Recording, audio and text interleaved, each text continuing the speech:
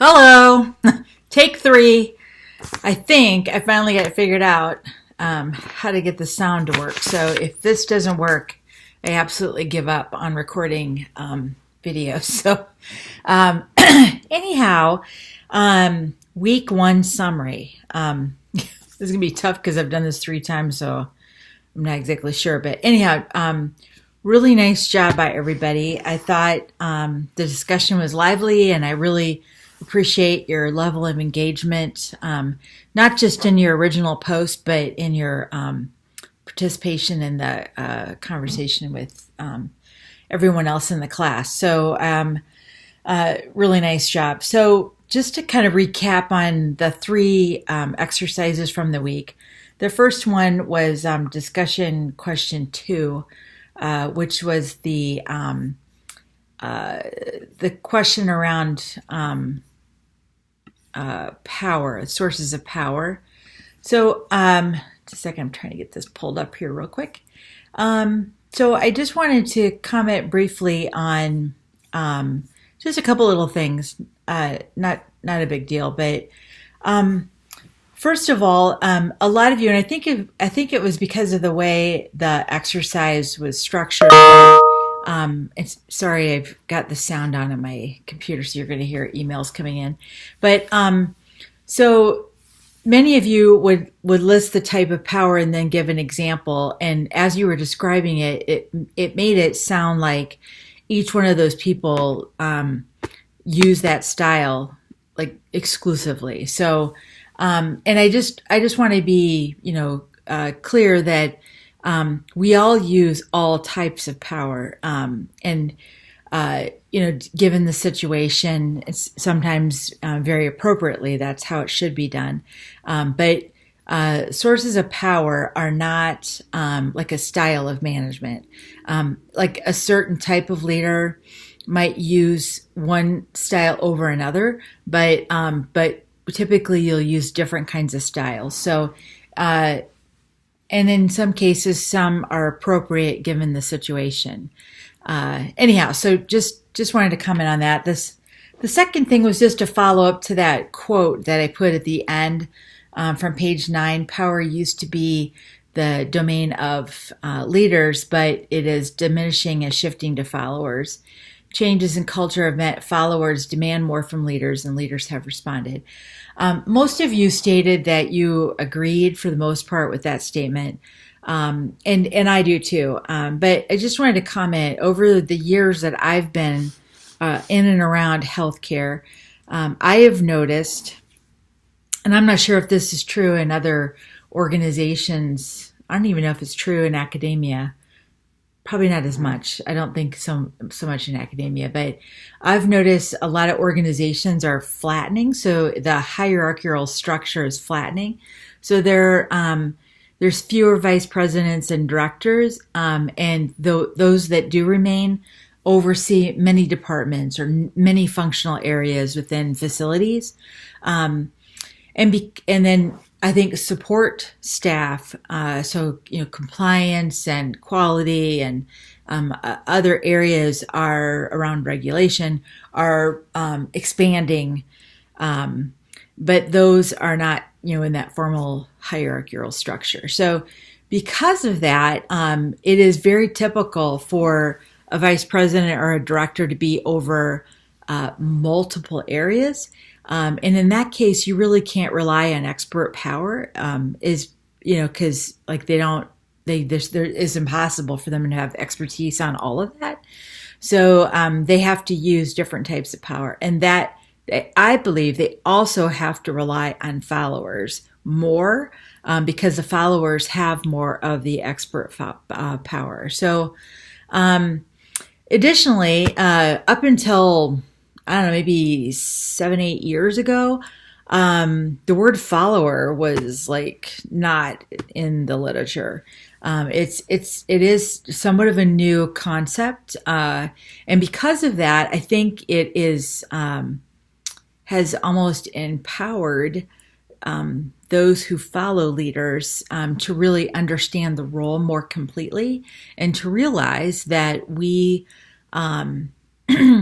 that we do have power in and of ourselves, whether we choose to follow the leader or not.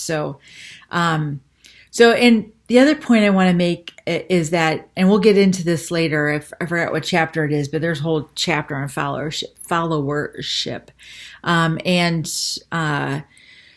that even the highest level of leader serves in follower role. So you can be a leader and a follower even within your own job. CEOs still report to a board of directors, so they are still following the board's and the chair of the board's direction. So it's not just like all or one or the other. So, but anyhow, I really found that quote to be somewhat interesting.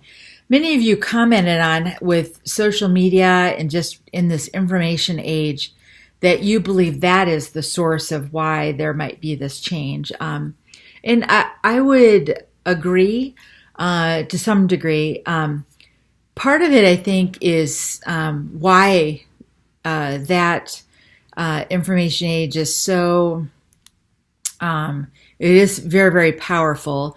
Part of it depresses me that people trust a lot of social media out there.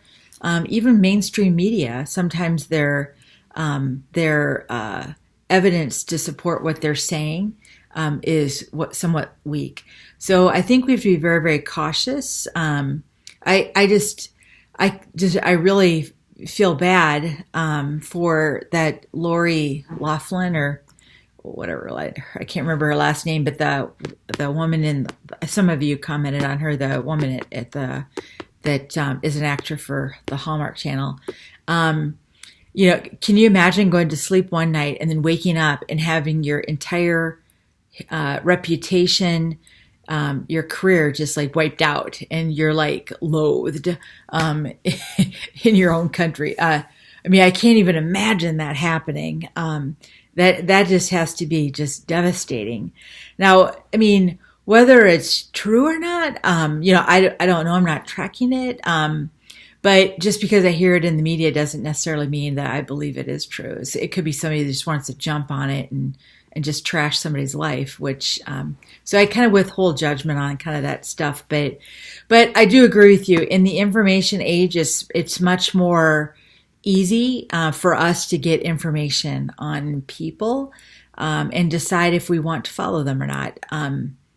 However, as educated, trained consumers of information, I think we really need to be disciplined in what we trust. So enough about that. So I also wanted to discussion board 3 was on EQ. Again, this is a little bit older, but EQ has been around for a while. And I personally have to tell you, I think years and years ago, actually it was right when I was earning my MHA. I was working for a manager, a director at the time, who had an extremely high IQ. And she was brilliant, but she was a very difficult person to work with. I don't even want to get into it, but it was difficult.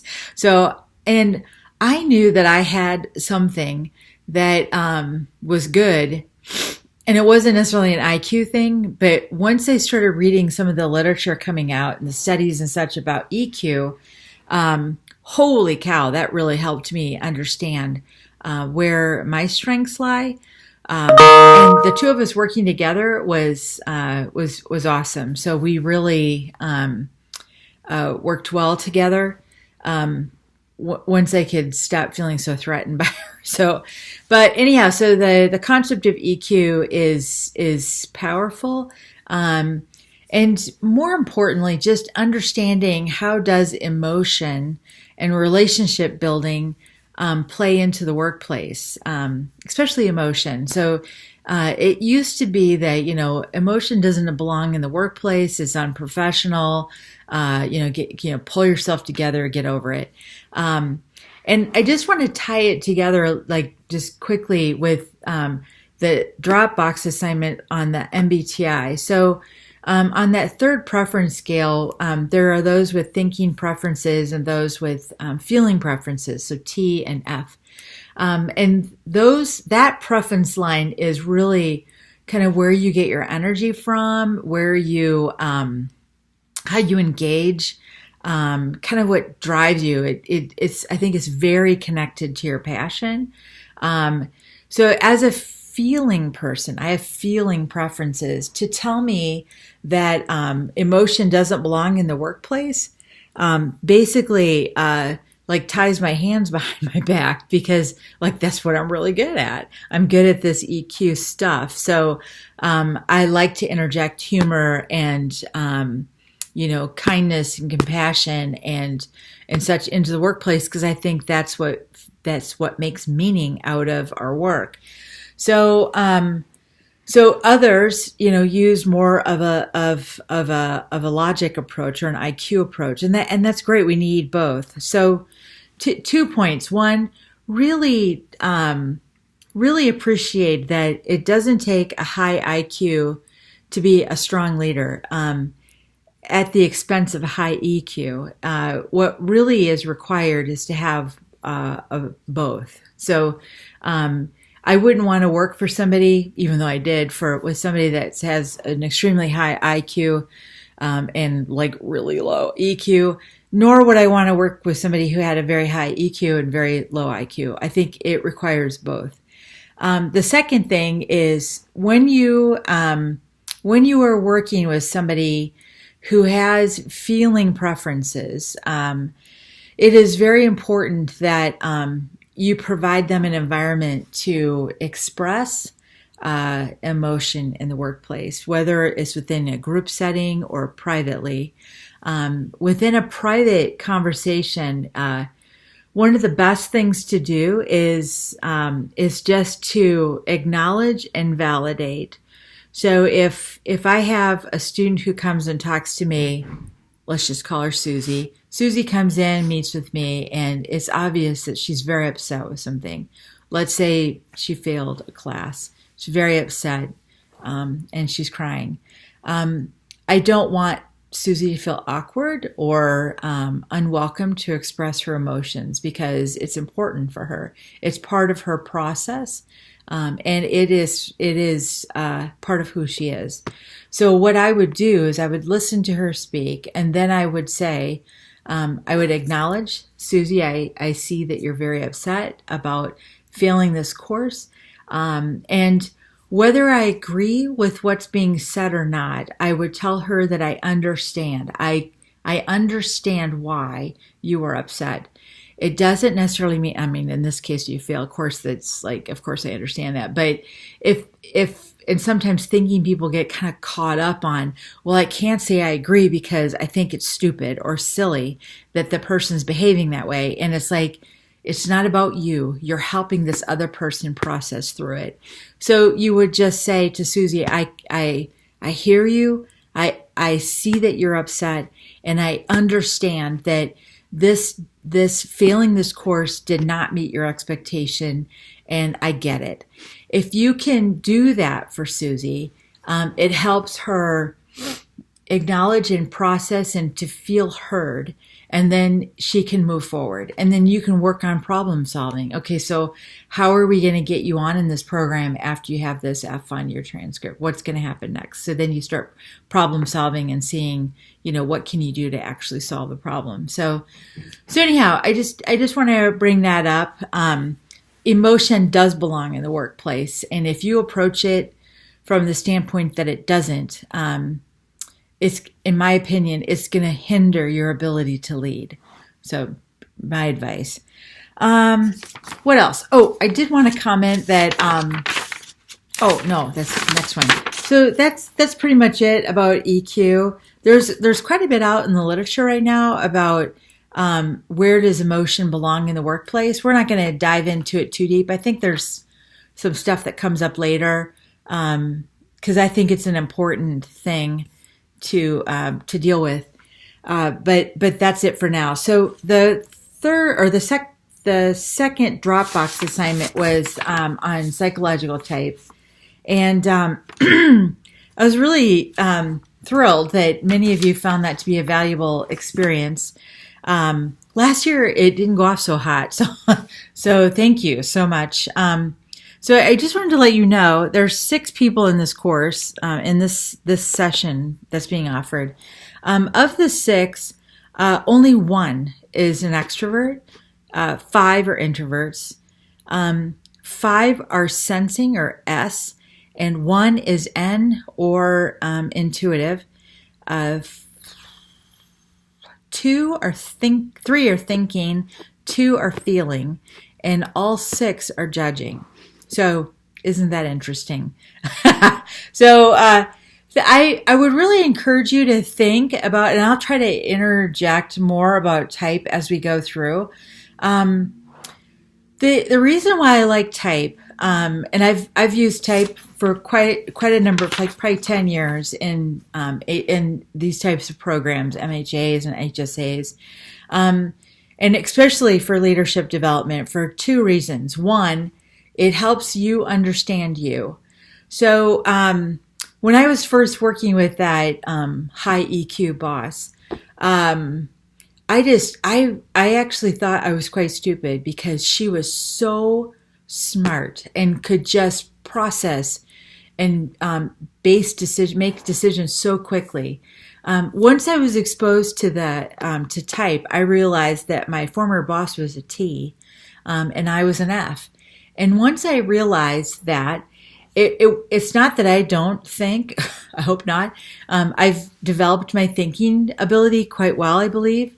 But it's always, it's not my preference. My preference is to make decisions based on feeling or subjective information that is very valuable as a leader and very valuable in the workplace. But it's not the same as my former boss. And once I learned that, I could just kind of start cutting myself some slack and realize it's not that I'm stupid. It's not my preference. And she could stop beating herself up thinking that she's, kind of a mean person. She comes across as mean, but that doesn't mean that she's mean and that she doesn't have feeling.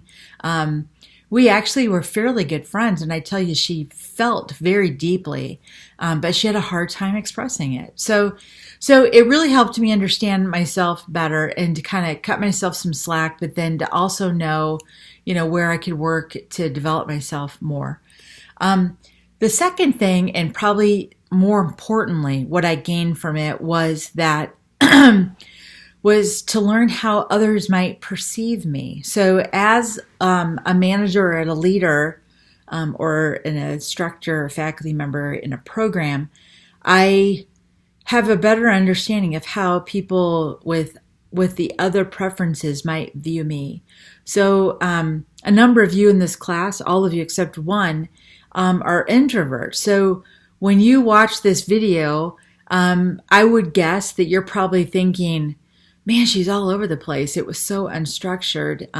She just talked nonstop and 1,000,000 miles an hour, and she was talking so loud. It was like she was yelling at me. And I had a hard time processing because she didn't give me any space to stop and to think. And, I can pretty much, at least fairly reliably, predict how an introvert's going to perceive me. So in a situation where it's extremely important for me to communicate very thoroughly, I can really kind of keep that in mind and try to adjust how I present myself. So in preparations for this, I had notes that kept me more focused in what I was saying. But that helps me, and that can help you too as you move up the ladder within your organizations. You can keep in mind how others perceive you. And if you want to, though it takes a ton of work and a lot of effort, but I think the payoff is huge, you can really work to develop that other side of you. You'll never be as good at it as somebody with that preference, but you can develop some pretty astute abilities there. So anyhow, so that's it. Again, overall, I thought it was really well done. Couple couple quick comments. One, when you're responding to discussion board questions or even Dropbox assignments, I would really encourage you, when I have those like never ending list of questions that I give you to respond to, I would just copy and paste those into a document and then just start responding within the document. First of all, it helps me know that you answered all the questions, and B, it helps you remember to respond to every question so you don't lose points on it. So just a word of advice. And then also, a number of you posted to the discussion board kind of late, like Saturday, Sunday. I think James told me that somewhere in the syllabus it said that they're due on Thursday. There is no due date other than the discussion wraps up Sunday at midnight. And if you haven't posted anything, you're going to be in trouble in that you won't receive points. But I don't really want to be that restrictive when you post, when you participate in the discussion, or how much. I just think that's so petty to say, post by this date and you have to respond twice. Like, you're an adult, respond as many times as you think you can. So, anyhow, it would be helpful for the purpose of the discussion if you could try to post earlier in the week. So I was like watching like a dog last week trying to get in and be able to participate in the discussion, but there was only a few posts, like 3, like half of you by like the end of the week. So if you can, try to aim towards Wednesday, Thursday, that would be super helpful. So anyhow, this week I'm out of town, so this is a hotel room. So I'm going to do my best to participate in those discussions. It's probably going to be Friday before I can really say too much, or Sunday or Saturday. But I'll be back in town next week. So anyhow, great to have all of you in the class. I hope you enjoy the experience. And if you have any questions, or any question about the grading, if you're like questioning, like, I don't know how she did this, or I think she made a mistake, please contact me, because it is completely possible that I did make a mistake. So anyhow, have a great week, and enjoy the sunshine and warm that we're supposed to be getting in the Rochester area at least. So take care. Bye.